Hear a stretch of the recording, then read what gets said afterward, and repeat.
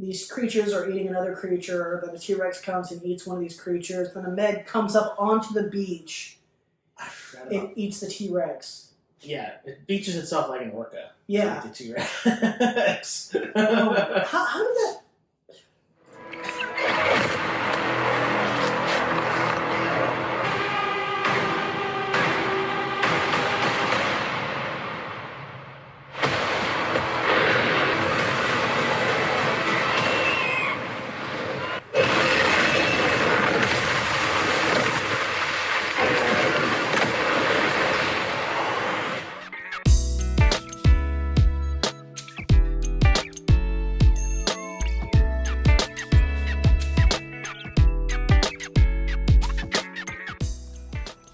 Fuck.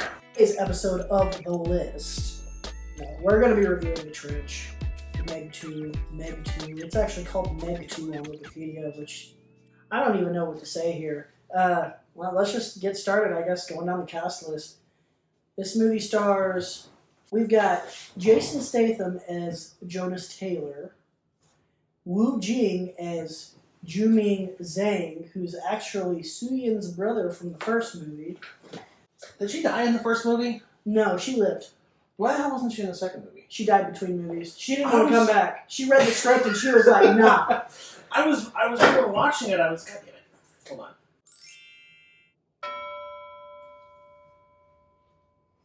See, I was confused as to why. So it had been a minute since I had watched the first Meg, so I honestly thought that she died in the first one as we were watching the Trench. And then after watching the Meg to get ready for our previous video, I was like, wait, she didn't die, did she? No, and in fact, they actually got married between movies. Jason Statham and Bing Bing. Paige Kennedy is DJ. Shufia Sophia Kai as Mei Ying, who's the little girl from the first one. She comes back. There we go. Sergio Perez Minchetta as Montez, who is the weirdest bad guy I've ever seen in a movie. Oh my god, you're right. Now I remember who that is. I know who that is now. Skylar Samuels as Jess. She's just a random person in the movie, I guess. Cliff Curtis is back as Mac. Selena Guillory, for those of you who don't know her, she was in Resident Evil Apocalypse as Jill Valentine. Is Hillary Driscoll. And then I'm not even going to try to pronounce these other names, because what? Yeah, we can move on. Yeah, we're American. So, obviously this movie has only recently come out, but we do have some figures for the budget versus box office. It looks like the budget on this might have actually been smaller than the first one. That doesn't surprise me. Yeah, because the first one was potentially estimated to be up to $170 million, and this one was 129 to $139 million. It's probably why the script was so bad. They had to cut a bunch of all the stuff that they wanted out because of the budget. Yeah, they cut it all out of the writing. That's very, yeah, and the CGI. A lot of the CGI was cut. Oh, box office so far, as of recording of this, is at $256.9 million worldwide. So it actually did turn a profit. It wasn't a bomb like everyone, or I thought it was going to be a bomb. It's still kind of bad, because honestly, the way movies are made nowadays, you need to make at least like triple your budget to break even. Yeah, basically. I mean, it's still early for this one. It could still, but it could still go. Yeah, my hopes aren't high. Jump straight into a plot synopsis of this movie, which is something I realized that we never give warnings for spoilers. But since this movie is more recent, I feel like we should give a slight spoiler warning. This is a spoiler warning. We've probably already spoiled a few things already. Deal with it. This is a spoiler warning as of this point.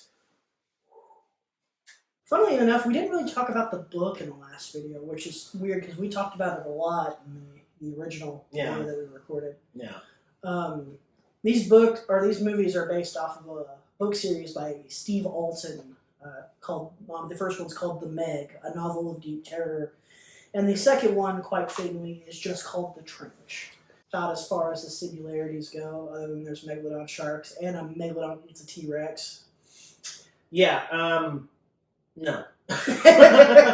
So, they didn't live anywhere near each other in timeline. Like, literally, they have 62 million years in between them, in between their extinction, basically. Yeah, and another interesting thing is in the original version of the book, this actually happens in the first book, and he put the scene in there. Steve Alten did.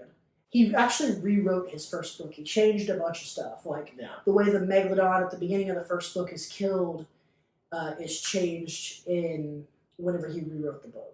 In the original book, the Meg that eats the T-Rex, that whole situation just kind of happens as a prologue, right? Yeah.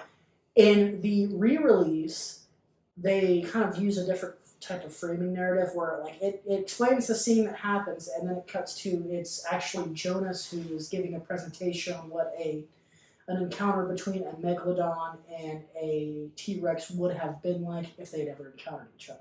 Yeah. Which, I mean, that's a good thing about books. You can always go back and do rewrites. This is true. I mean, I get the idea, but it's like, it's still kind of dumb because you've got, so the Meg is obviously a shark. It's based in water. Yeah. If the shark had gotten up on land, the T-Rex would have killed the Meg.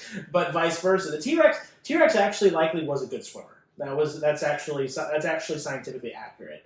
T-Rexes were likely a very good swimmer. Yeah. But, if you get attacked by a giant shark, it doesn't matter.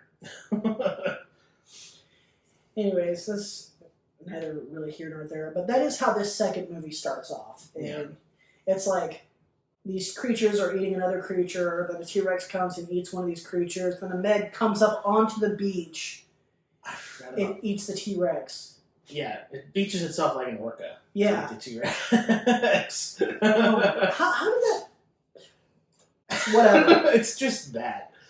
Also, the freaking animals, the little tiny tiger things that are freaking running what around. are those?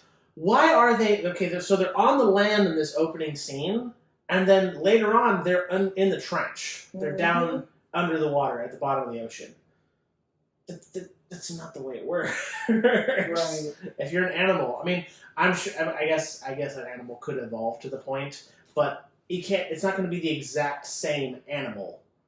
There's changes that are going to happen to allow an animal to adapt to such extreme cases of being like at the bottom of the damn ocean.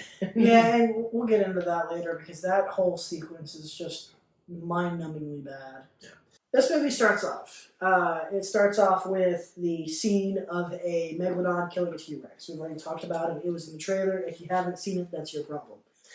The moment I saw that trailer, I was like, no, I don't like this movie.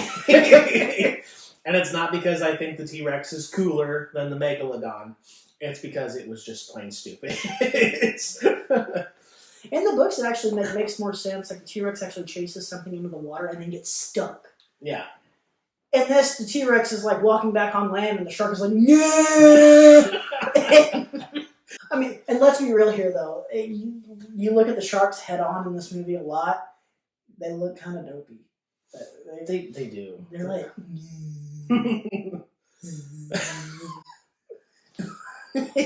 they look so freaking bad. Why, as a child, I thought sharks were my friends. I know better now. 5 years after the events of the first film, Jonas Taylor has been involved in fighting environmental crimes. Well, oh yes, this movie starts off freaking straight out of Resident Evil 5, the video game. It's super weird because the last movie, Jonas was like, I mean, he was still supposed to be like kind of a badass or whatever. Yeah. He was still just like a submersible pilot and a rescue operator. This movie, they got him running around like he's some type of special forces, like hardcore martial artist. They did the same thing with characters in Jurassic World, where in the sequels to those movies, suddenly you have these characters that were more normal characters suddenly are freaking eco activists, and freaking doing all this crazy stuff. So this movie opens up on a shipping container, and Jason Statham is inside one of the containers doing pull-ups. And I don't even understand what the hell is even happening on this ship. I'm trying to think back to it. He mailed himself on the ship. He mailed himself on the ship, but the ship is doing like eco-terrorism. And that's another thing about this movie. they're so vague about a lot of the crap that happens in it. Yeah, and they just forget about It's it. like, oh yeah, they're doing illegal dumping. We have to stop them. Yes. That's basically the premise of this whole scene. And Yeah. yeah, Jason Statham beats some people up, takes some pictures, jumps off the boat. And what on earth happens next? He jumps off the boat and A plane crashes into him. I was wondering what the hell was going on because he jumps off the boat and the plane is coming in to pick him up, and they do like the whole thing where like it's like a firefighting plane where it has to pick up water, and they pick him up in the water in like the tank, and they just leave him in there for the remainder of the flight as they get to land, because when they get to where they land, they open the thing and he just falls out with all the water. He pulls a little oxygen mask up too, and it's just like it's so bad. Like, can you imagine the plane was just like an inch off? They had to have been perfect. They would have sliced him right in two. Oh my goodness! They drop off wherever the hell they are. I don't even know where they are. And I don't either. they get off the plane. What the hell happens next? Let's see. I honestly don't remember. I don't either. This movie, it's like stuff happens. And this is where, if we ever do anything with that original recording, the one thing I mainly complained about was the director feeling like the director was going, did you like that? Did you think that was cool? Did you think that was fun? I now feel like I was unfair to the first movie after watching this one. Because this is the movie that is like, just stuff happens, they're like, okay, they like that, let's do the next thing. They say something about Jason Statham having to go to some type of party with Su Yang or whatever.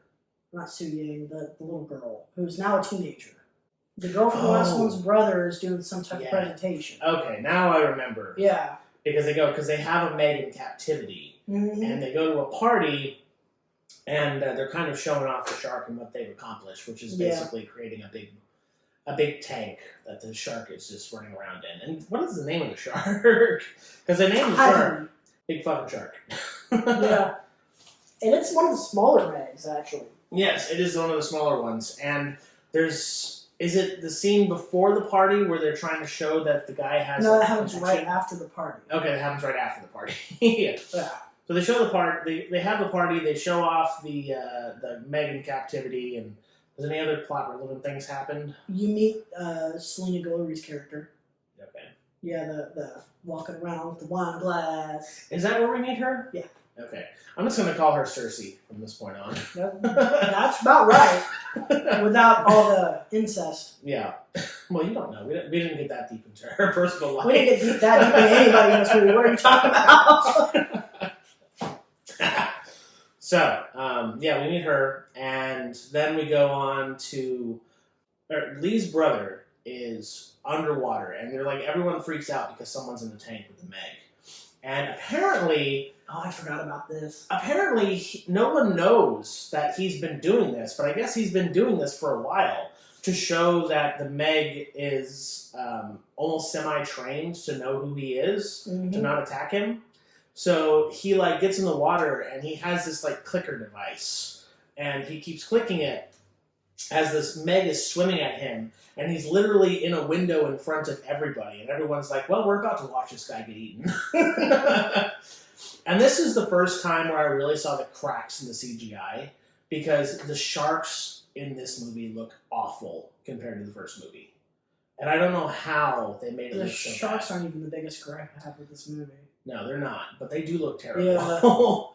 Yeah. Every time a shark was on screen, I was like, what in the freaking world? They downgraded it so much. Yeah, there's only one scene where I actually thought that looked semi-cool with the sharks, and that was whenever you first meet the two big boys.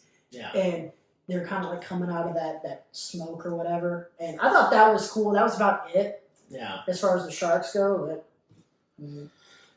But, So, yeah, he almost gets eaten by the shark because the shark misses him at one point. It decides that it's going to go past him the first time. And then the second time is no, they have to pull him out. It's because he's about to get eaten. Yeah, and it cuts away from him. They're like, oh man, did we just watch him get eaten? And then he comes walking down the stairs. Fuck. It doesn't make any sense. It doesn't. Oh my goodness. There's no rhyme or reason to half the crap that happens in this movie. It's Half? Well, there's no rhyme or reason for half the crap, and the rest of it is just bad reasoning. So yeah, that's the other thing is that they use this scene to show that the shark is acting erratically. Mm-hmm. And we find out later that it's because it's mating season. Yeah. A shark is horny. It's like a cat. Yeah. It just presents itself to everyone it sees, like a cat in heat. So Taylor and Junling lead a routine submersible expedition into the trench, with Mei Ling stowing away. So yeah, they go in. They decide at this point they're going to go into the trench as like a routine thing, because apparently they've been doing this throughout the last 5 years. And the little girl stows away on the ship, and of course this is the time where everything goes wrong because the little girl's there. Yeah. She put everyone in danger by being there. Bad luck. The movie had to happen because she was there, and therefore she put everyone in danger. Yeah. And this is where we get introduced to, like, so, and everything just kind of happens at once, too. So, the trained Megalodon just randomly decides it knows how to escape, and it escapes. I was so frustrated by that scene because the shark is in an enclosure, and it literally is just like, I'm getting the fuck out of here, and it just smashes into a freaking grate and then just escapes. Yeah. It's like they had a very small metal bar protecting this shark from getting out into the open ocean. Yeah, not only that, the shark catches up to their submersible, swims through the thermocline, which is what's supposed to keep the sharks in the trench. Yeah, it just goes straight through. They just decide that plot point is, we don't even need that plot point. This shark is going in the trench. It just goes straight through the trench. Imagine the writers of this movie coming down from the heavens on a string, and they just went, and the thermocline just opened up for the shark to get through. Mm-hmm. That's basically what happens. And that's not even like all that happens on this. Just one random expedition. They decide, oh, the sharks are all down here. Let's go chase the sharks. And they go and chase the sharks. And then we get to see a Megalodon orgy. Yes, there is. What the hell? There is a megala orgy in this movie. It's a mega orgy. So that happens. Yeah, that happens. We had to sit through that. Hey, we watched it, so you don't have to. I still think you should watch it. If we had to suffer, you need to suffer too. Yeah, actually, I agree with that. You suffer too.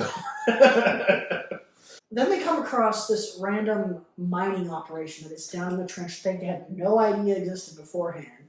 And as they're discovered, the guy running the operation's got two guys doing mining stuff and gathering stuff. And he's like, you know what, I'm sorry, screw you, and blows them both up.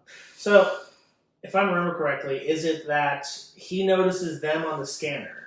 Yeah. But they don't notice him yet at this point. And he's somehow able to zoom in on them Yeah. and see through their windshield and see that it's Jason Statham underwater. He's like, oh, that's a person I'd like to kill. So we find out that there's an entire building under the water that is some sort of, we don't know what it is, but we do find out later that it's a mining operation. But at the time they see it, they don't know what it is. But it's a massive building, massive complex that has been built at the bottom of the fucking ocean. And there's 3 people there. Mm-hmm. There's our main kind of bad guy. Not I guess he's not the main bad guy, but he's the antagonist to Jason Statham. And then his 2 buddies that he immediately blows up. And no one else is in this entire freaking enclosure. Yeah, and they also got these weird, like, underwater balloons attached to them so they can send stuff up to the surface. Remember those, because they'll be important later. We blow up the trench, which traps our heroes in their ships. Because there's 2 ships this time. 2 underwater ships. Yes. I feel like there's a better word for that. Maybe submersibles. Because I'm calling them ships because I'm a dumbass. So they're, like, super deep underwater. And earlier in the movie, the main dude, Lee's brother, is talking about this suit that he created that's supposed to help you withstand like all this pressure and make you like super strong and whatnot. Oh yeah, that's another thing I forgot. They have like robo suits. Yeah, and so they go out into the ocean, and if you look at these suits, they're just exoskeletons. They're not actual like suits. They don't. No. If you're out in the water, you're still exposed to all that pressure. Yes, which is something that the writers of this movie did not think of. Yeah. Which I want to bring up another movie that I actually like a lot, even though it has its flaws, and that is Underwater. Yeah, that is. I love that movie. That is a very good movie. That is a very good movie, and it does pressure under the ocean correctly. Right. It is very important to understand how much pressure there is at the bottom of the ocean. Yeah, this movie does not, and Yeah. we'll get more into that here in a minute because holy shit. It gets worse. It gets so much worse. Yeah. So we're in two trapped ships, and they decide that they're going to basically steal the plot of Underwater, and they have to walk through the trench to get to that facility that they found. It's not. earlier. It's not. It makes Underwater look like the Godfather. Yes. If I'm being does. complete, it really. does. So they're walking through here, right? They're counting down like the mileage they have to go. This one girl's like real low on oxygen. One of the guys there just gets eaten by a giant squid. Oh, that does happen. Yeah. I honestly forgot. Hey, I was thinking more later on. I forgot the oh, giant we'll squid. get there. Yeah. And they keep moving through, and this one girl, her oxygen keeps going down. Then they run into these creatures from the beginning of the movie. Yes, they're at the bottom of the ocean. They were on land in the beginning of the movie. Yeah. And now they're at the bottom of the ocean, under the thermocline. What? So, they are the same creatures. They have all the same physical features. And now they're just swimming around at the bottom of the ocean. And they are... the only thing I can say with this one is they reminded me of the Velociraptors, the way they were played in the Lost World. As they're like running through the weeds. Yeah, Trying to that's get what they were through trying to pay homage Yeah. to. These days. Yeah, absolutely. These freaking things, I hate them. I wish they weren't in the movie. They shouldn't have been in the movie. They shouldn't. There's so many other things in this movie that are cooler, but they felt like they needed to add a small animal. Yeah, and it's like if you want to add a small animal and you're underwater, there are so many different things you could have done. Like a tigerfish. Well, Not a tigerfish. I mean, or even like a smaller mosasaurus or something like that. You know what I mean? Just doing something. They're playing around with the idea that they can have whatever animal they want. Yeah. So they create this entirely fictional animal that's just like a fucking tiger in the water. And in the books, in the trench, the megalodons have like a bunch of competitions with other animals that are predators that are large. There's I think there's a Lipeirodon however you pronounce that. Leoplerodon. There's one of those underwater. There's I think there's some mosasaurs that they have to compete with. They could have taken so much from the books. This movie could have been like it could have been like another Jurassic Park almost. Yeah. But they fucked it up. They fucked it up real bad. They're underwater. They're attacked by these ridiculously stupid tigerfish, and they fight them off. I think a couple of people get taken by them. Not really, no. I think maybe One person is getting like swarmed on because then the Megs show up, and she pushes Jonas out of the way to save him from the Meg, and she gets killed. Ah. And then the other girl actually gets killed by the pressure. So they get into the ship, and during this whole time, we haven't mentioned that we have a crew of people on the surface too that are sort of running the ship, and it's we have a couple of we have a couple of reoccurring characters from the first movie, and it's like the leader guy. I cannot remember any of their names, but the leader guy, and Cliff Curtis and the black dude that's unidentifiable. I honestly think those are the two best characters in the entire They're movie. super funny. I loved them in this movie. they were the ray of sunshine in this rainstorm of bullshit. But yeah, so while all this is going on, Mono 1 gets attacked by mercenaries. And we'll get more into that because This is the problem. It's so stupid. So they have So they're keeping track of what's going on underwater, and they figure out that there's a mole because they're going to try and rescue them earlier, and then the rescue submersible gets sabotaged when this lady goes to check on it. Mm-hmm. And the moment that happened, I'm like, she's a fucking mole. Yeah. There's no way, because she's like supposed to be this she's like in direct communication with everyone. And she's the one that goes, for some reason, she's the one that goes preps the submersible. It seems like there'd be other people more qualified to do that. Right. But this one person that's sitting there on comms apparently is the one that they send to do that. And she sabotages the rescue submersible, and it's incredibly obvious that she is a bad person. And she will get some comeuppance later, foreshadowing. So best death in the movie. So she sabotages the thing, and then she's in direct communication with our team when they get to this facility. And they're traveling through the facility. They find some escape pods, and the escape pods are what they're going to try and use to get to the surface. And that's when she reveals that she's a bad guy and locks them in the room. And then she shoots all the escape pods off. Yeah, she starts shooting the escape pods off. And then we get the dumbest scene in the movie. Fuck. Yes, so she starts filling this room with water to drown everyone. And Jason Statham decides, I can survive underwater with just my bare skin. Jason Statham is Nothing else. Aquaman. At this ridiculously low depth, just by making sure all of the air in his body is evacuated. Not scientifically possible! And they really tried to make you believe it, because he ends up getting into this thing, because they left their suits when they first got into this thing. They left all their suits behind. So he now has to go back out into the ocean to go around to open the door so they can open the door from the other side. And he evacuates all the air from his body as the pressure is building in the water, in the little airlock thing. And they try to make you believe it by making like his nose bleed. Mm-hmm. That's stupid! You're stupid! Stop being stupid! Okay. Have you ever seen the blobfish? Yeah. The blobfish does not look like that at the bottom of the ocean because there's so much pressure that the body of that animal can basically stays in a normal shape. When it goes up to the surface and it doesn't have as much pressure, it explodes into an old man. And that is why the blobfish meme looks the way it does. The exact opposite is true. It does not matter. This is the misconception of The water. biggest piece of Jason Statham that should have been left after that scene is about this big. Yeah.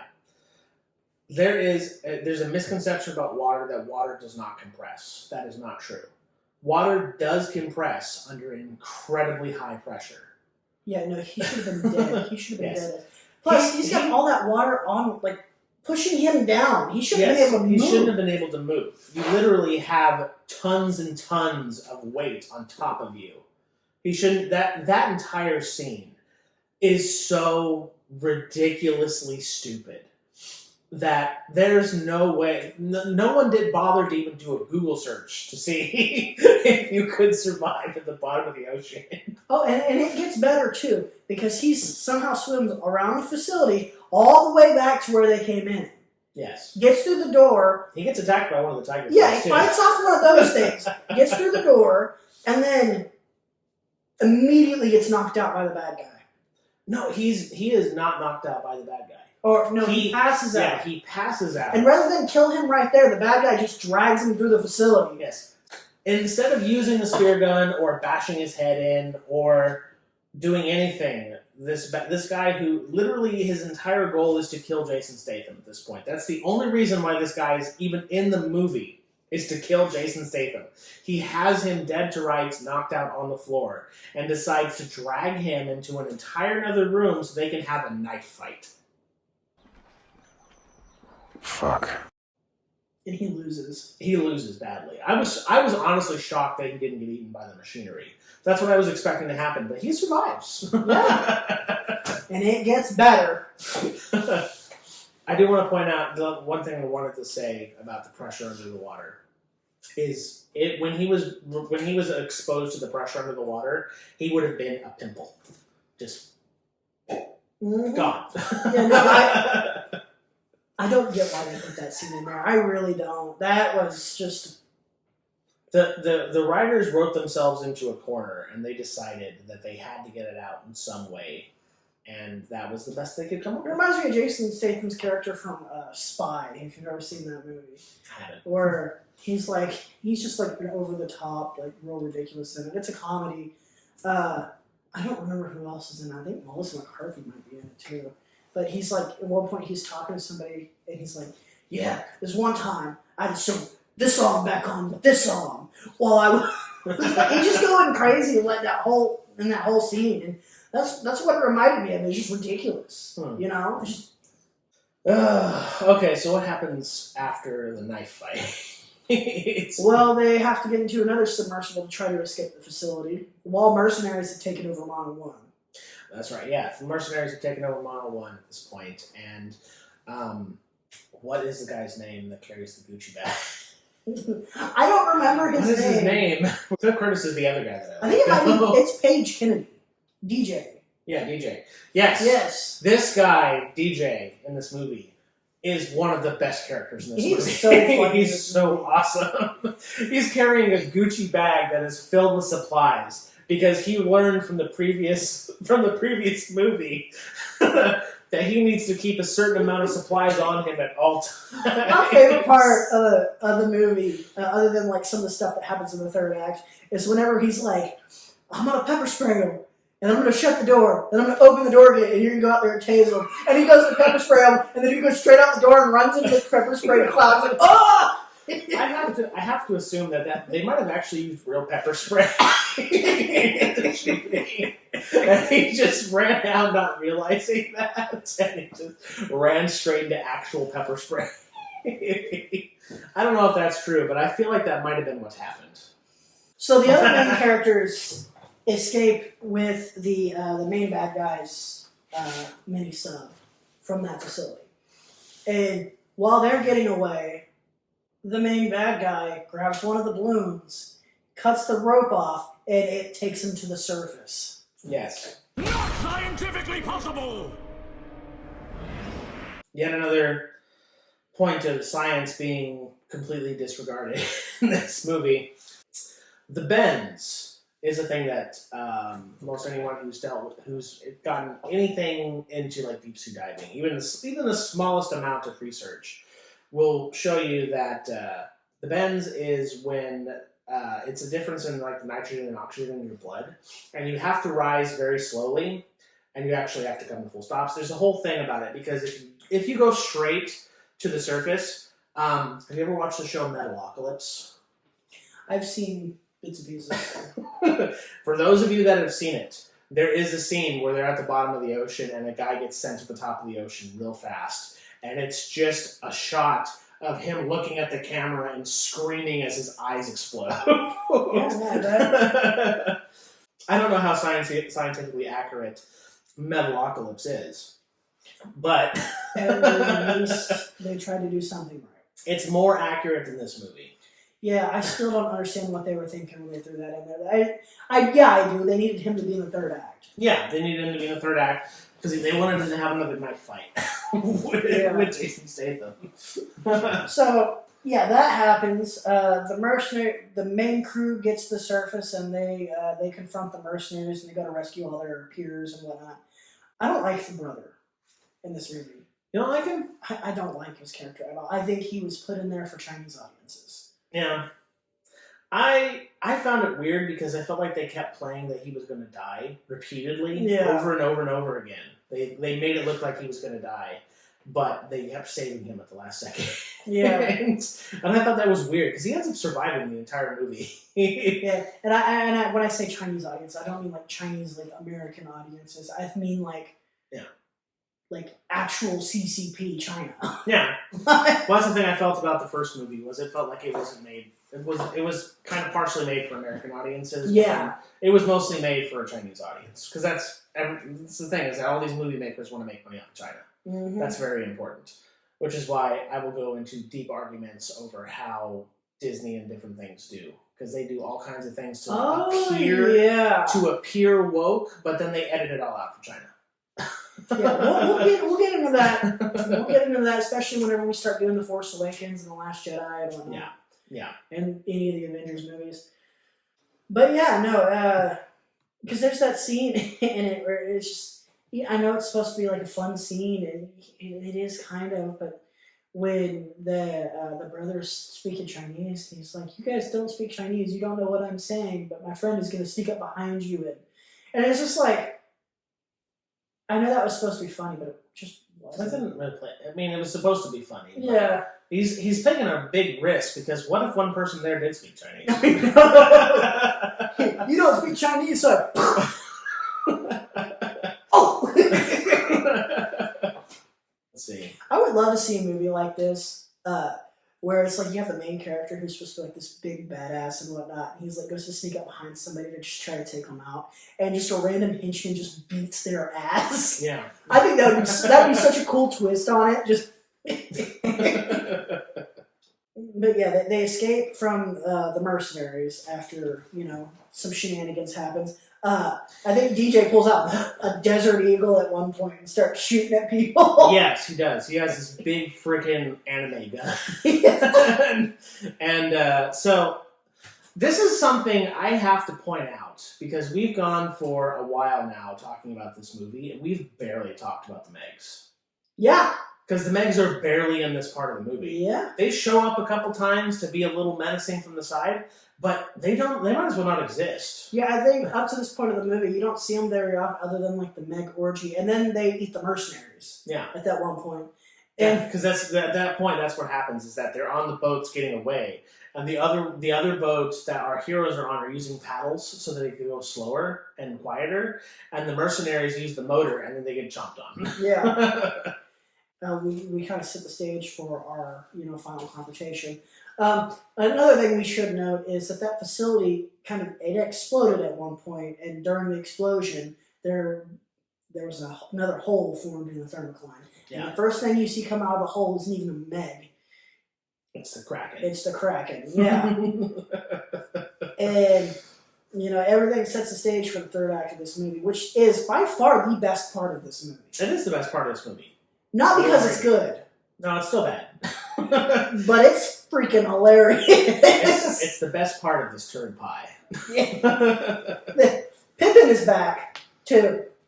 We get a cut to the resort, and the dog is back. Is it the same dog? Yeah, it's the same dog. It's the same dog. Oh God, I'm pretty sure the dog survives. Yeah, that's important. No, it does. Oh yeah, and those little creatures somehow end up getting on an island. All the mercenaries go to an island because they're trying to find the main characters, and then we get like this whole sequence for the final showdown, which is just chaos. It is. It is so much chaos. We got the mercenaries. We got our heroes. We got the tigerfish, which are back up on the fucking land.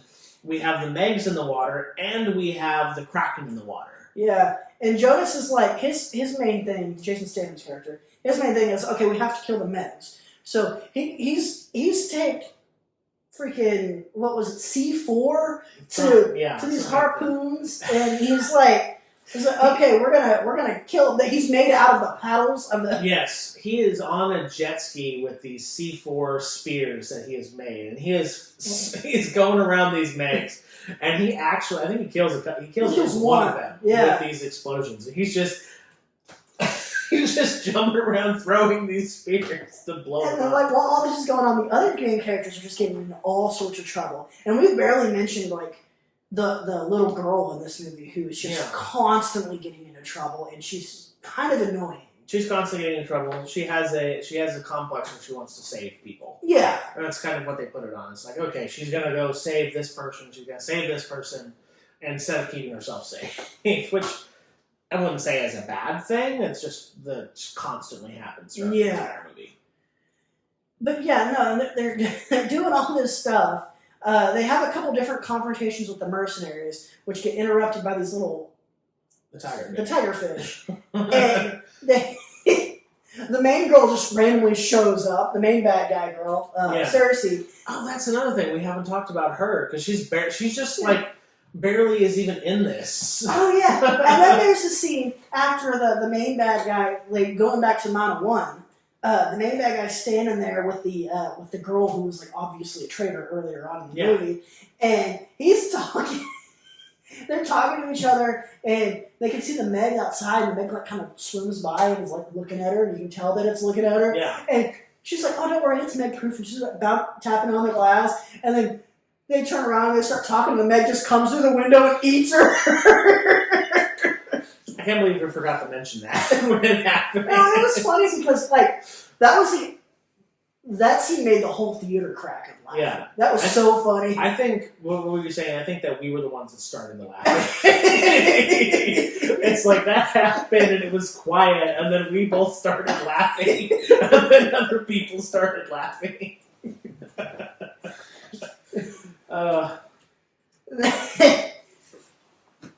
Yeah, we talked about like some of the crap that happens whenever they're on the island at the end of this movie is hilarious. Like the dog biting the Kraken whenever it starts attacking the people. Oh yeah, that's it.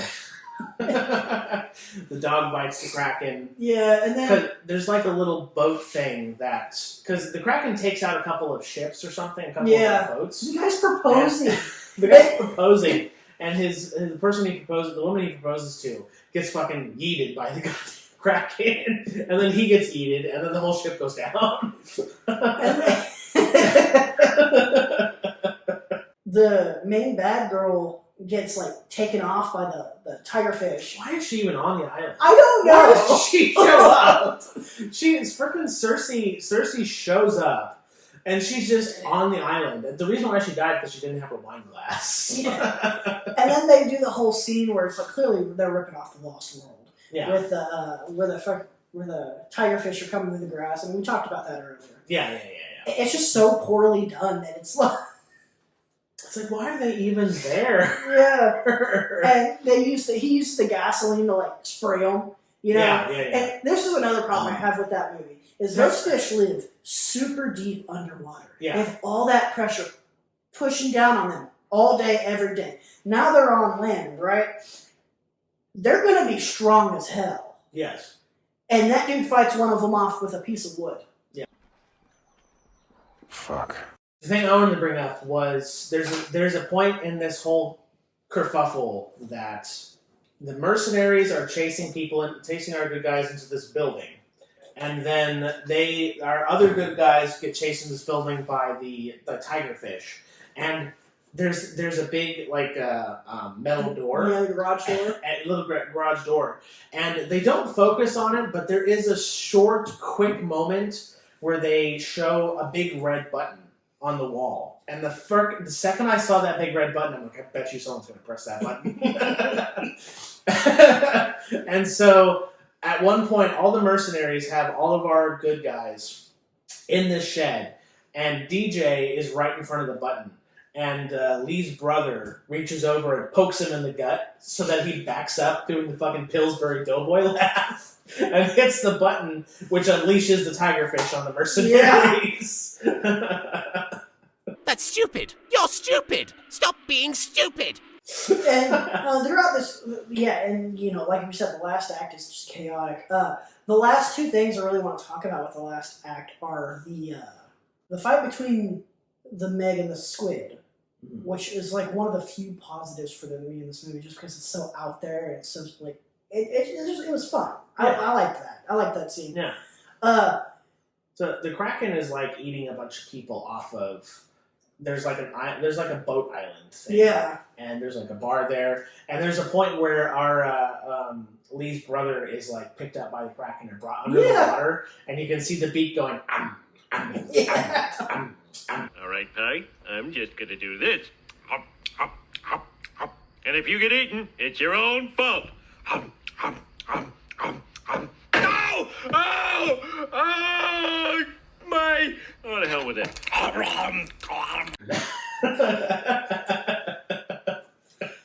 But that thing gets like that thing in the I think it's the Meg that they train too. They just go at it. Yeah. And it's a very short fight. It's really intense, and the Meg obviously wins because the movie's about the Meg. Like earlier in the movie, Cliff Curtis and the brother crashed their helicopter into the water, but it somehow ended up on an island.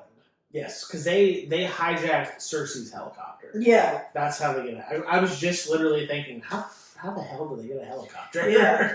And so, they crashed the helicopter, and the brother is going to save the other guy. And while they're doing this, Jason Statham has gotten to the island, and you see the other shark charging at them.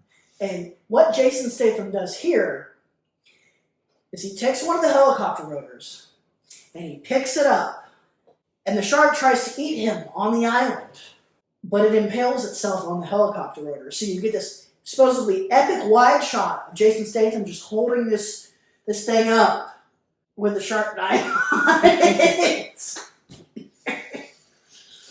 Oh yeah, and Jason Statham fights the main bad guy on a dock. Oh yeah, I kind of forgot about that. Yeah, with all the chaos going on.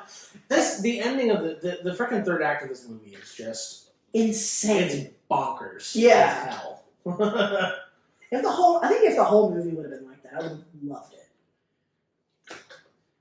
I would agree. Not because it would have been good, but just because it would have been way more fun. It would have been stupid fun. Yeah. Rather than just stupid. Yeah. The brother is in the water, and is it Hachi? Yeah, all three of them are in the water. Yeah, all three of them in the water. And the shark that is from the beginning of the movie, Hockey or whatever. Hockey from One Piece. One of them. Hottie Jones. I mean, I'm literally naming things from One Piece as I say this. Hottie Jones, and Hockey are all things from One Piece. But anyways, so the Meg that was the captured Meg from the beginning of the movie is swimming at them, and Lee's brother takes out this thing to click. Yeah. And he clicks it, and the shark goes off, and he's trying to say, "See, she recognized me. She remembered me." And Jason Statham was like, "No, she's going after the dolphins because there's dolphins there." that was another horrible CGI. Was the dolphins jumping in the water? They looked like from a freaking 1998 freaking Microsoft presentation. They looked awful. And yeah, that is the Meg 2. It is implied though that Hottie is pregnant, so they do the obvious sequel bait. But I'll be surprised if this movie gets a sequel. It would probably get a sequel because it's about the equality of writing for a lot of Hollywood nowadays.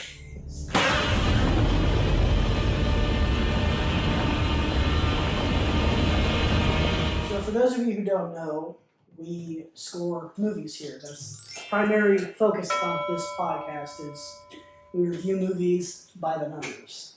We score each movie on 9 different categories, those categories being plot, story, characters, special effects, cinematography, acting, score, world building. So the most important category being the fun category. And the fun category is basically just how did you feel about the movie? How did the movie make you feel?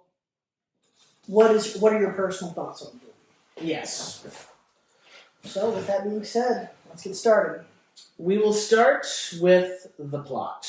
Okay. The plot in this movie is awful. Yes. Just straight up awful. Nothing makes sense. Nothing's really tangible. I give plot 23. That's one of the lower scores I've ever seen you give, actually. It gets worse. It gets worse. I'll wait until you see my scores. So my score for the plot, this plot was all over the place. I can't even really tell you what the plot of the movie is, other than some shit happens. Yeah. Really, some shit happens. Some people get ate. We didn't even talk about the one scene where, like, the Meg is, like, swimming through a crowd of people, and it shows the camera inside of the mouth of the Meg, and it's just, it's like,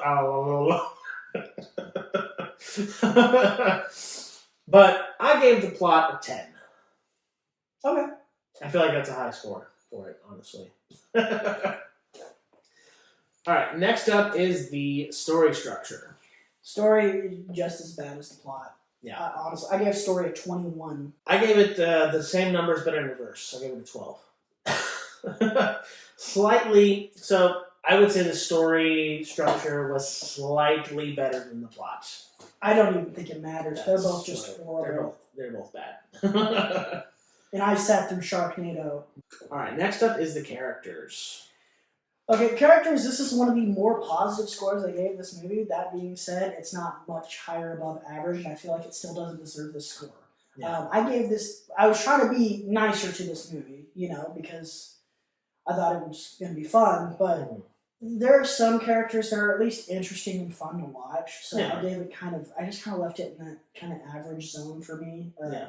I gave it a 57. So my characters, all the points I gave it were basically for DJ and what's his face Mac. and Mac. Yeah. They stole the show as far as I was concerned. They were the only characters that I liked in this movie. I can't say that they really went on any type of character arc or any kind of crazy thing, but they were At least fun. They were fun and they were consistent. Yes. Jason Statham became a fucking action hero. Honestly, I mean, Yeah. he embodied what I felt the first movie was, and made it much worse. I gave characters a 28, specifically for those two characters that I like a lot. All right, next up is the world building. This is the worst category I gave this movie because this movie does not follow its own rules. The rules that it does try to present make no sense. Yeah. This movie just fails on all fronts of that. Yeah. So with what I gave it, I'll be surprised if it scored above a 0 for you. Yeah. I gave it an 11. I completely agree. This movie, okay, so if it's going off the same universe, in the first movie, it tries to use a little bit of real-world logic. It has its own kind of logic for some things, but for the most part, we should expect things in this world to act in the same way that they would in the real world. And in this movie, they just decided, "Wah!"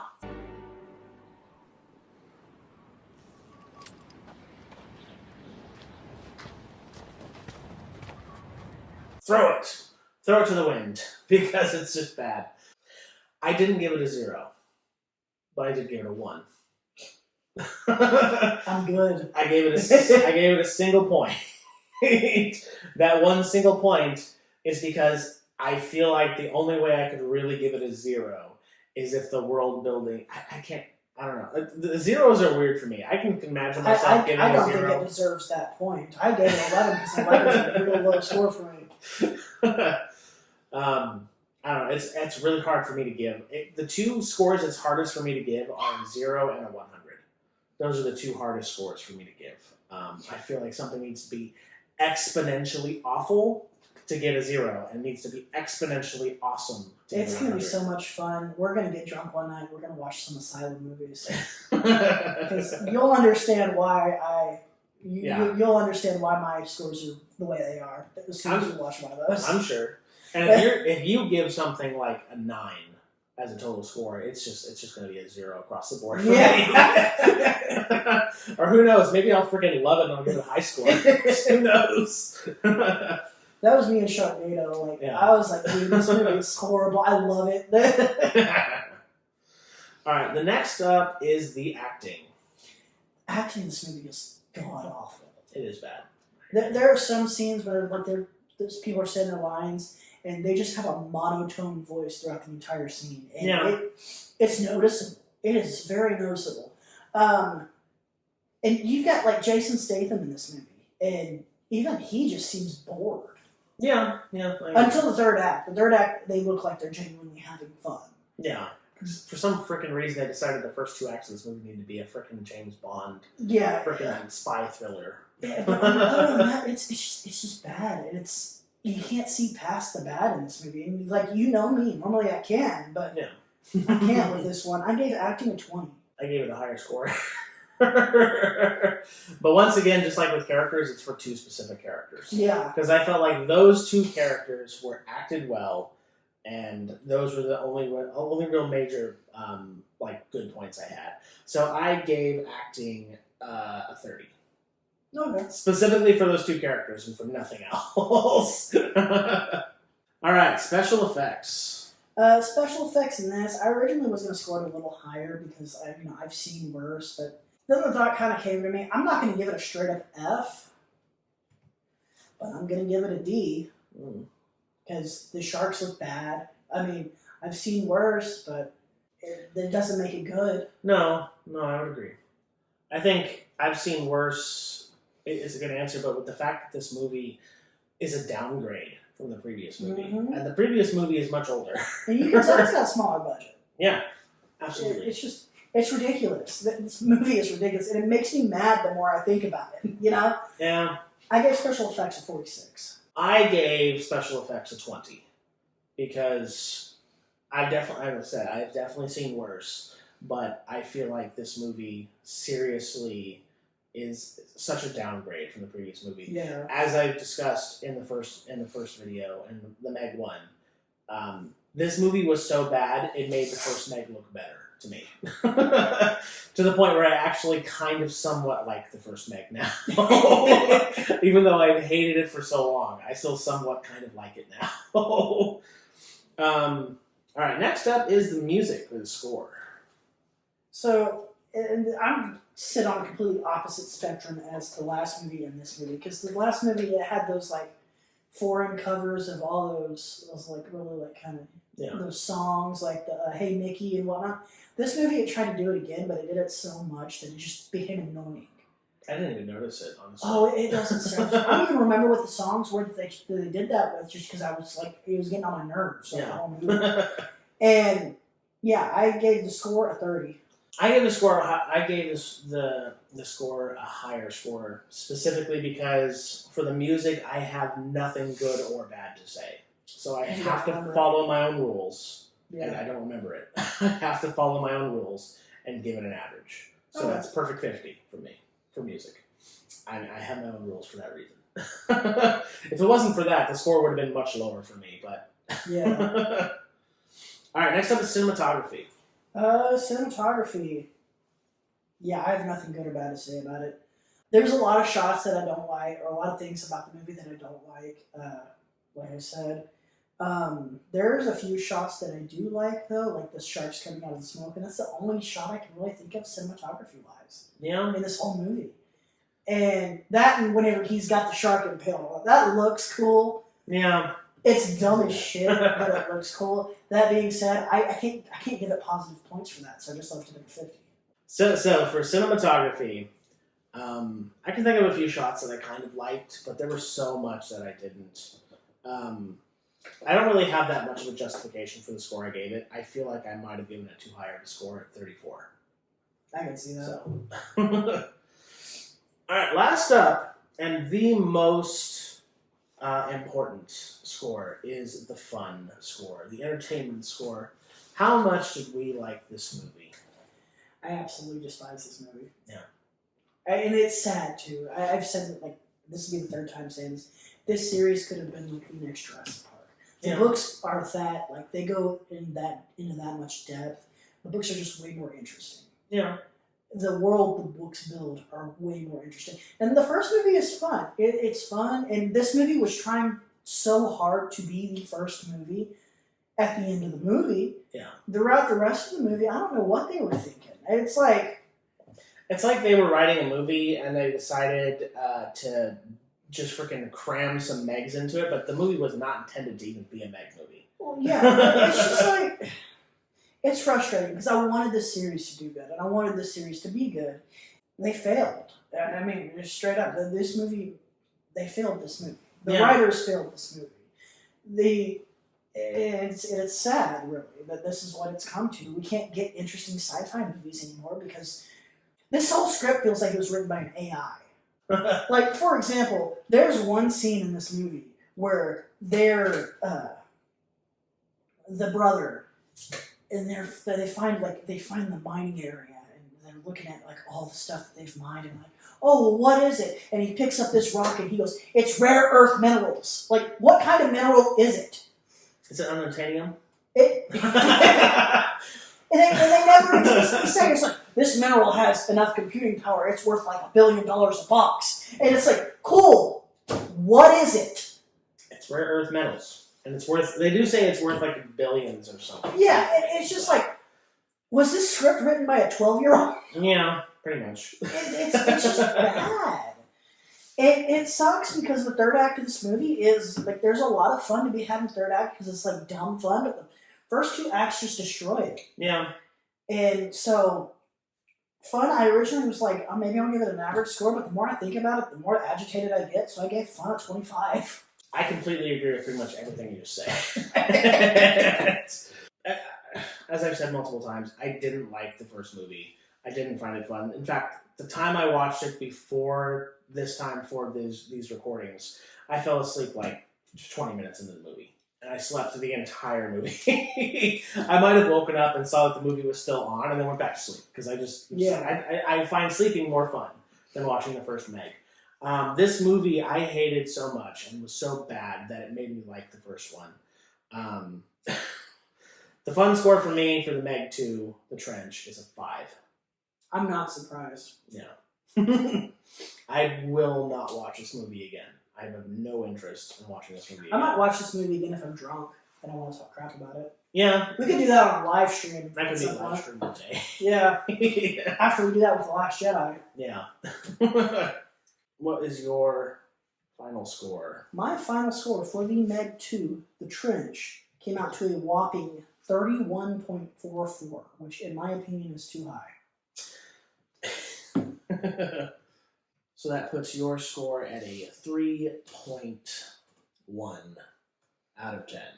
My score came out to a 21.11, or a 2.1 out of 10. I still feel like that's too high too.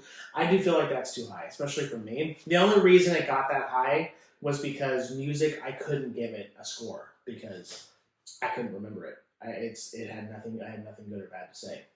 So I had to follow my rules and give it a 50, which brought that score up. Because I feel like I said, a 5, like if we go through our rules of, say, the way I would think about it is the fun score is going to be, if I were to just give a score out of 10 to a movie, a 5 means I would give this movie a 0.5 out of 10. Yeah, it's a bad movie. Yeah. Honestly, I would not recommend to go see this movie. I mean, that being said, the third act is at least fun. You know, Yeah. I laughed my ass off at the third act, but Yeah. it's not worth it. It's not worth waiting for. No. It's bad. It's really bad. Honestly, I would recommend, my recommendation for this movie is that you should wait till it's on streaming and then skip to the third act. Just forget the rest of the movie exists. I 100%. Just skip to the third act. So what's our final combined score?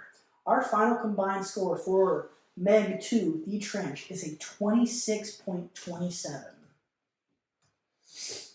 Which on our list of all the movies we've done together, out of the 17 movies we've done together, puts it at number 17. Number 17. And the list you guys are looking at that's going to appear on the screen, it's probably going to be in last place, let's be real. Oh, it's in last place. It is dead last. It is number 10. Yeah. Sucks to suck. That's all I gotta say. Like I said, I didn't like the first movie when I first watched it.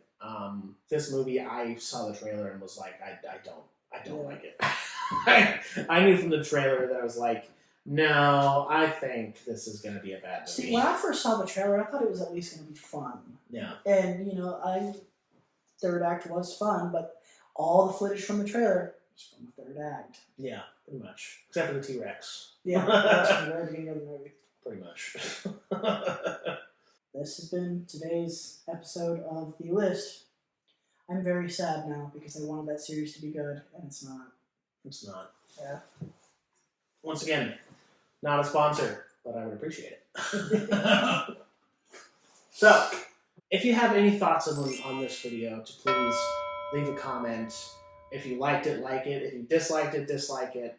And if you did like it, we got more coming, and we got lots of stuff to show you.